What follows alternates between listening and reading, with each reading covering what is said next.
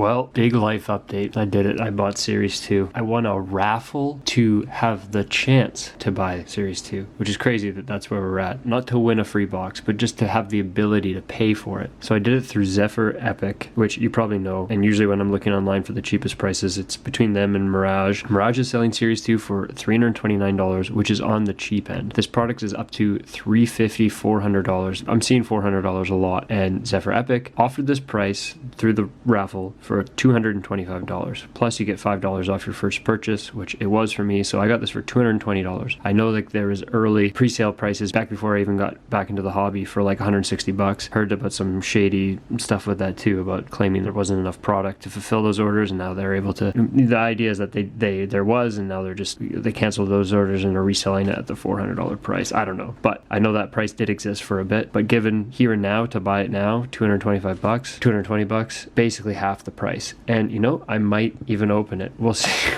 We'll see. I don't want to be like a huge dick and flip it for twice the price or something like that. I just bought it because it's probably never ever going to be that cheap ever. And then, you know, if it doesn't make sense for me come release date to open it, maybe I'll sell it to my friend or to one of you guys here for less than the normal going rate, something like that. I mean, I'm probably going to open it, let's be real. But yeah, and it does seem like there's more this time around. There's more in Series 2 than Series 1, or at least more things I'm interested in. Almost like they're trying to justify the insane price. Like the return of Day with the Cup, really excited about that. Probably not going to hit one. It's like 1 in 2,000, but those are awesome. Retired canvases. It's going to be nice to be surprised. Like there's been so much OPG being opened, and it's really just the one handful of cards that are actually worth anything, you know, in general. And it's going to be nice to be able to be surprised with potentially some other stuff that could make that up. So, you know, I'm going to milk that video if I do open it too, because it's going to be probably the only box I open. We'll see. Though even though there's that chance to be surprised, the crop, the spread of the crop is crazy. Like they're, you know, obviously Bedard and Carlson, some good names in this one, but there are also some they stretched. They definitely stretched in some cases. It's pretty spread thin. So yeah, so this is a historic video for me because I have my first, I guess, fan mail. This was sent to me by Denver's Hockey Breaks. I think he's just helping me out, being nice. It's just awesome. He said that he's sending me some guys at PC, which that list is, I'm in over my head. That list is growing every day, so it could be anyone. There could be a lot of people that could be in here. And then I'm going to take you through some recent pickups, the best cards I've got, honestly, over the stretch. I'm happy with how this is coming along. This is this little box here. Remember when I started, it was just like thin stack of MVP cards, and now it's full of cheap singles now and stuff. And these are the best cards I've got, and definitely the best deals and all that. So I'll take you guys through that. So let's get it open, see what we got. I'm really excited. Oh man, beautiful. This is a healthy stack. So let's go through it one by one. All right, we got Bobby Clark, overtime, number to 99. Oh man. Lucas Carlson, Young Guns, right on. Oh, it's French too. The French, oh man, Denver.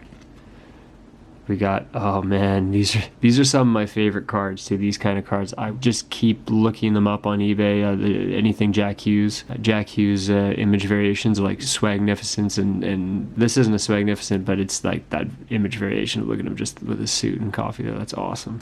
Love those cards. Got a Bobby Brink Orem, one of the Flyers' brightest spots right now. That's awesome. 2 Lucas Reichel Dazzlers, Blue Dazzlers. Got a Patty Kane, one of these, like they're numbered, right? Yeah, this one's to 1,000. Yeah, oh, and I forgot to mention the Series 2 is coming back with these as well. Retired canvases, Legends canvases, I think. That is super cool. All right, we got some Young Guns here. Soderblom, I mentioned in the last video, he's having a rough go of it, but you know, right on. And then, yeah, I love these jerseys. Another Young Gun here, Bob Brink, hey, and that is looking pretty clean too. Another Lucas Carlson, not French. Bowden, Zamula, dude, this is rad. Denver, thank you. All these are Young Guns, oh my god. Swimming in Young Guns. Kalnick, Ronnie Attard, Philip Bruce, Drysdale, there we go. Flyer now. And that's another Drysdale. Look at his helmet. Oh my god. Dude, unreal. Cam York, Young Guns. These are mostly Young Guns. Blackhawks and Flyers, Young Guns. That is... oh man. And then look at that. Wow. 21-22 SP. Well, let's rip it. That's awesome. Hopefully there's a jersey card or a rookie in here. People really like this product. I haven't ripped any of it, actually. People really like this product. Oh, and look at that. A Mercer right there. Okay, Chikrin. Carey Price. Sagan.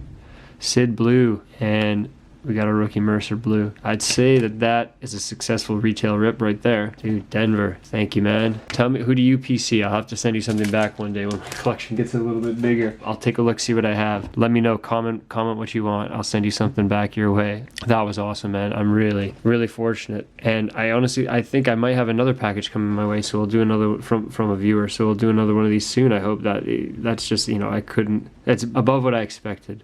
Dude, so cool. And then I got some cards to talk about here. This is what I've picked up lately. Another Stature here. Barzell, who else? Out of 66. I had to use the bigger top loader to ship something, so now this is without a top loader, so gotta be careful with that. Put that there. This is just a simple Tage special edition, but it's the red variant, which I don't know the odds. Maybe I'll whip them up here, but this is obviously much rarer than the normal one, but it was priced the same. I think maybe the guy on eBay made a mistake. This was $1.25, and the normal special edition, I mean, you can find it listed in other eBay stores for more than that, just the normal one. So I don't know if that was a mistake or this guy just wanted to move what he had, but I just think this looks awesome, the red, and I love Tage. Then I picked up this. Oh, I meant to grab the actual base card because I was able to pull it last break, compare it, but it's just so crazy how cheap these are. This was $5 and then a bit more for shipping. And this is a 1 of 1. But not only is it a 1 of 1, like I think like conceptually I value this more than a 1 of 1. Like I get a true 1 of 1 is like that's the only one in the world, and I know that every base card has like multiple printing plates for different colors. Like this is the only one.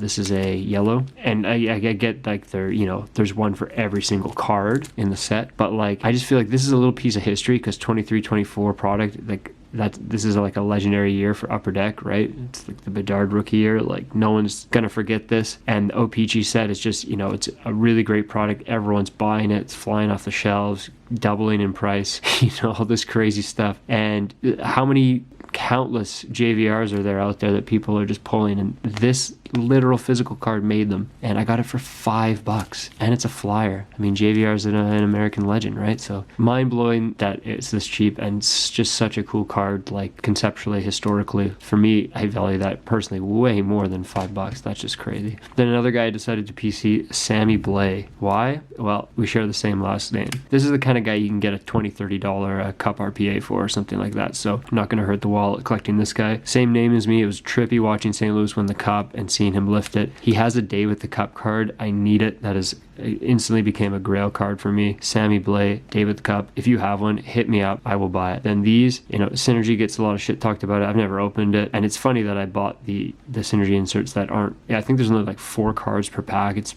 kind of pricey for what it is, and most of those cards are numbered. I feel like these are like the lower end inserts from it, but when I saw them, like I'm a huge cinephile. The Roaring 20s, one of the greatest American films, Raoul Walsh, same font, and then obviously the Roaring 20s for film itself, silent cinema, the ushering in the sound era, all that stuff. There's so much history, so many great films from the 20s, and just to see like those two things merge here in this way, Jack and Quinn, Roaring 20s, that Hollywood theater font. Yeah, and then the title match with the Raoul Walsh film. I bought these from, what's the name of the seller? Rookie something. Awesome seller, man. This was so cheap. They were like $1 each or $2 each. It shipped in like 2 days. Can't recommend them highly enough.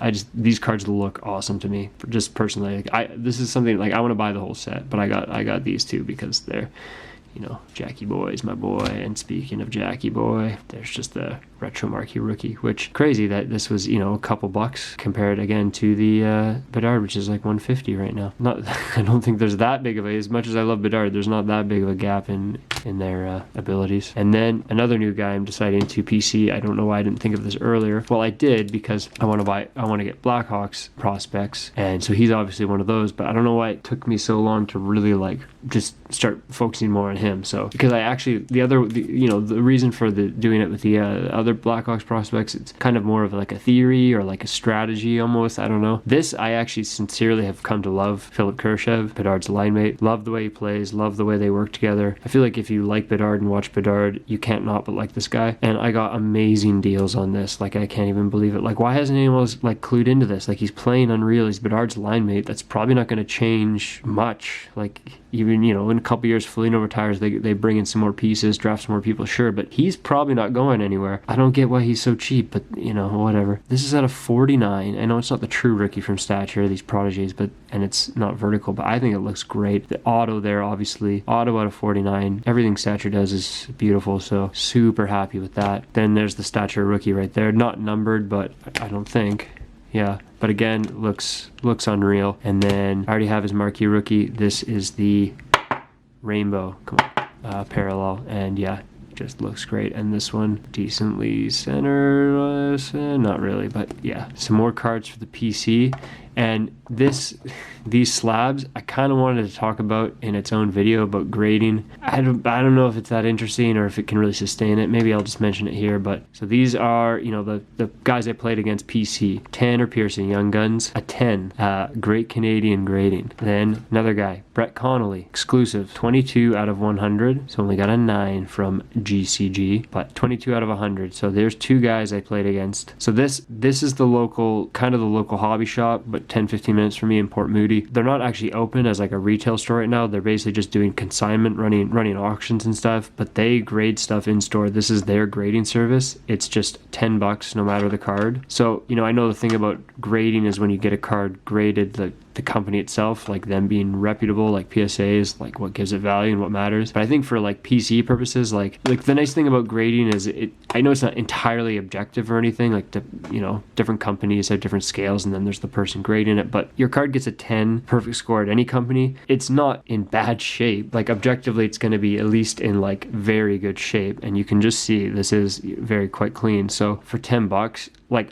these cards aren't $10. The grading process was $10. These were $5 in one of their auctions each. So half the price to even get the card graded. And I mean, if you wanted to be, real sleazebag about it, you could crack these out of here and get it properly graded. You buy 10 of this for $5 and get it PSA graded, then the value will shoot out. I mean, maybe not Tanner Pearson, but so, there's that option. And, I am wondering about this too. Like, what do you guys think about, with we're in the slab junk era or whatever, it's the junk slab era. Are a bunch more companies going to pop up? Cheaper cards being slabbed, like, does it add value at all, or do you stay away from it? I feel like, again, just for PC purposes, it's basically just a plastic case. It's a nice card and a good condition card in a protected case. And when I'm buying it off the auction, I'm not buying. It doesn't seem like I'm spending any more extra money on the fact that it's in here. Like, I'm guessing these probably aren't much less than $5 on eBay, and definitely not PSA'd if they were. Although I don't know who actually would PSA these cards, but it just seems like everything's getting PSA these days. And then the last one is a Vlasic. I actually got this a while ago, 9.5, whatever that means. My thinking too is like, if this is a $6-7 Young Gun and then $10 for the grading, I bought this for $10 right out of the store. It's probably worth 15, but then the fact that it's a high score, it's not going to be PSA value, but maybe it's worth double the price I paid just by being in its current state, and then obviously rising as he rises. Or does this make people stay away from it? I'm curious what you think. If you saw something like this for sale for much cheaper than something else graded 9.5 or 9 or 10, what would your reaction be? But for me, like, I'm perfectly fine to have these in this condition, like in this slab, for my own collection. And then these are the best pickups I've made, the best deals I've made. These are PSA slabs, all right? And sorry to say, this is for flipping purposes, because I'm trying to, well, we don't have to go through all that again, but I got this in the local auction that they're running. Basically, I can look through the auction, I find cards I'm interested in, set the limit that I'm willing to spend on it, and just don't go over that. And yeah, I was able to get these for very, very reasonable prices. I mean, this is listed, I am selling it, so I'm not just gonna say, oh, I got it for this amount, but let's just say I got a stupid good deal on this, and that allows me to list this card in my store for, I saw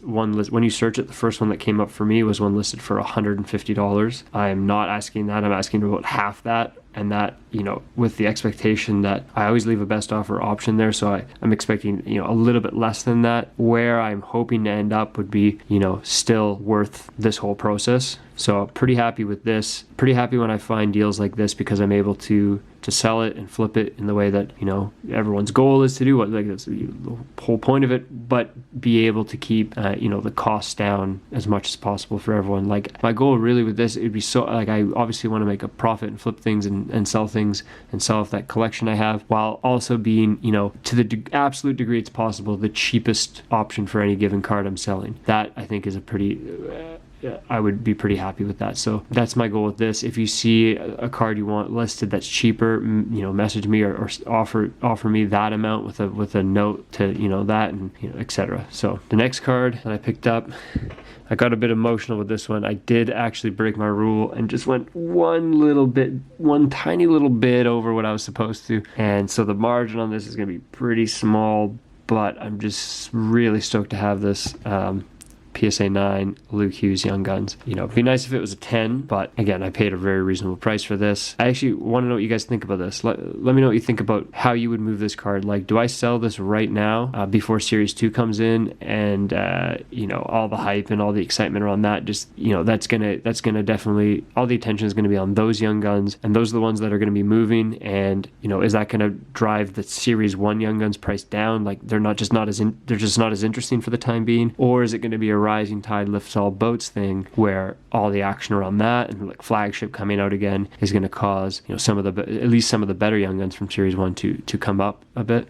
Or, you know, is this something you think I should move on right away and get it listed? Again, I'll be able to list it for less than what everyone else is listing it for, it, or at least close to. Definitely always going to be on the lower end. Again, the margin on this will be a bit smaller, but also just cool to have this. Just cool to be able to look at it for a bit, hold it, and, you know, or is it a hold just based on the player? Because, you know, I don't think Luke Hughes is going anywhere. Both his brothers think he's the best of the three, and I feel like in general his value and all that is only going to go up. Although I do know that a 9 hovers, it depends on the player, but it can hover around the price of a raw card, whereas in this case a 9 is actually a decent chunk more than a raw card. But, you know, is that going to come down with all these new exciting bedard products coming out, or yeah, is a rising tide going to lift all the boats here? What do you think is going to happen? All right, guys, so that's it. Sorry, this long video, god. So yeah, I have some videos planned I haven't been able to get to that aren't just, you know, setting up and filming cards, like, you know, a couple commentary ideas, subjects that I want to talk about. Like, I definitely want to make a video about the price of everything that isn't just complaining about the price of everything, but actually kind of make some points I've been sitting on and about some things I've been sitting on. They're just not videos that are just, you know, setting up the camera like this and filming cards, so